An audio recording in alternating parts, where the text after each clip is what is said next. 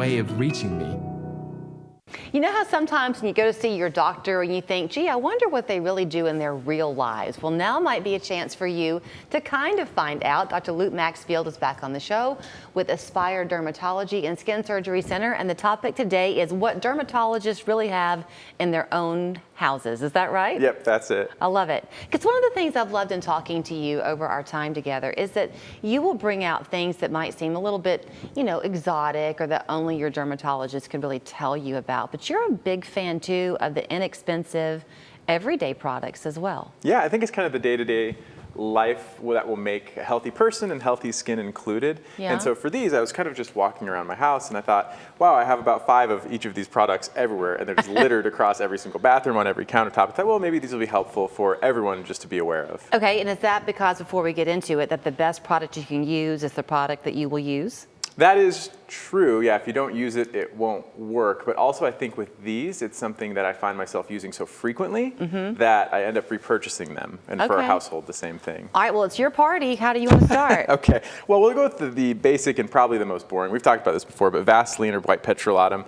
Every dermatologist, and I'll speak for my colleagues here, and that rule almost never do that. But this one is just such a bland, inexpensive ingredient. It's extremely good to help heal any sort of wound. It's even good to lock in moisture. So whether it's dry skin, scratch, scrape, cut, whatever, this has been shown to be as effective as topical antibiotics in helping prevent infections. And you will find yourself using this more than you think. Eye cream, lip balm. Trust me, this winter, if you have this ingredient, you will use it. Okay, I have used it in the past. I used to have a real problem with dry skin, my face getting dry in the winter, and I would put it on my cheeks, and it felt so good. Is that okay to do? Oh, absolutely. It's extremely hypoallergenic. Best if you layer a little moisture before, lock it in with the Vaseline. It's called slugging. It became popular on social media, but this was something dermatologists have been recommending for decades in specific situations. On the wound part of it, then, we've kind of heard before, be careful about neosporin and that type of thing. So you're saying we can use that on a scratch? Absolutely, especially on just a relatively clean wound. This will help it heal faster, heal better, and can help prevent secondary infections. Okay, what is this? A facial cleanser? Looks like just kind of a generic thing. Yeah, this is one of my favorite ingredients of all time. It's called hypochlorous acid. I think we've also talked about this one before. And in the setting of wounds, this is a leave-on sanitizer.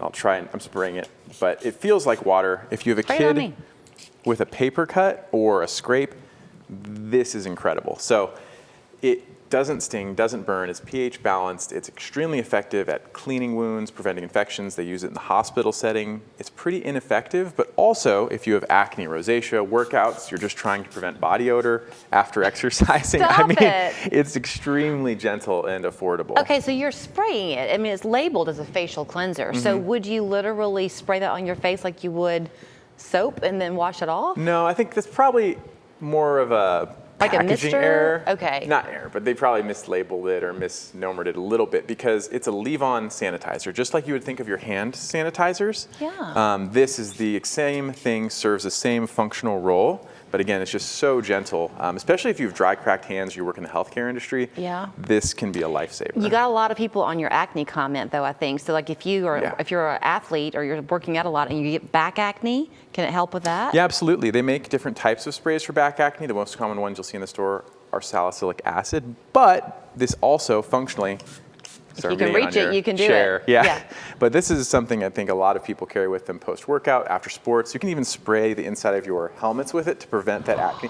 If you play football, trust me, I know you get acne right here, and this can help you by spraying it on your skin and on your equipment afterwards. Okay. Am I saying it right? CeraVe? Yep. Well, no, actually, CeraVe, but CeraVe. It doesn't really matter. It's a made-up word. The point of this one is it's an anti-dandruff shampoo. Now, why would dermatologists have this in their house? Well, even if you don't have bad dandruff, this also can be helpful for preventing different types of fungal or yeast infections on the skin. Sorry, I hit the mic there. But if you have like dry, scaly patches called tinea versicolor on the back, on the trunk, this can help prevent it and prevent recurrence. Or if some people struggle with what is known as fungal acne, it might help again maintain healthy skin in that setting. Or if you have dry, flaky skin in your beard, in your ears, behind your ears, along the sides of your nose, it's probably not dry skin. It's probably a variation of dandruff that also exists on the face and sometimes the body. Not good for an athlete's foot?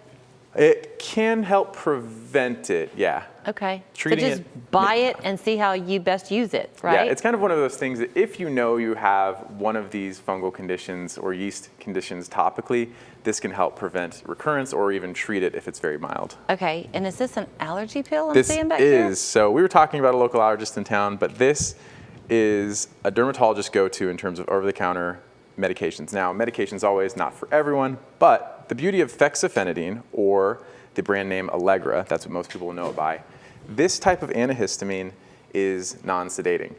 And it's formulated, it's a third generation antihistamine, and it actually does not cross the blood-brain barrier. So we have a nice little barrier that keeps everything from the neck down, can't get in here, and this cannot cross that. So you'll find dermatologists using this all the time for things like hives, seasonal allergies. People come in to see us for that. And because of how it works, it's extremely effective, a lot safer than traditional Benadryl, and you will find yourself using this a lot more often than you think. Okay, so wherever you go to get your things, here's your list. CeraVe, it's a made-up word. 2-in-1 anti-dandruff hydrating shampoo and conditioner. That's what you want. A big old thing of Vaseline.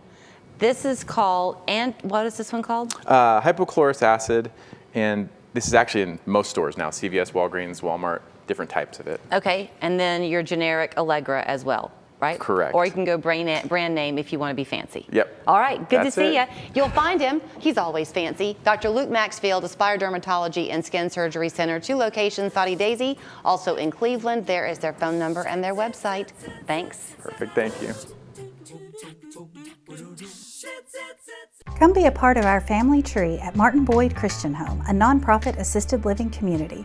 A family makes a house a home, and we value your family like our own. With all-inclusive rates and an experienced care team, you'll feel right at home. Call today to schedule a tour.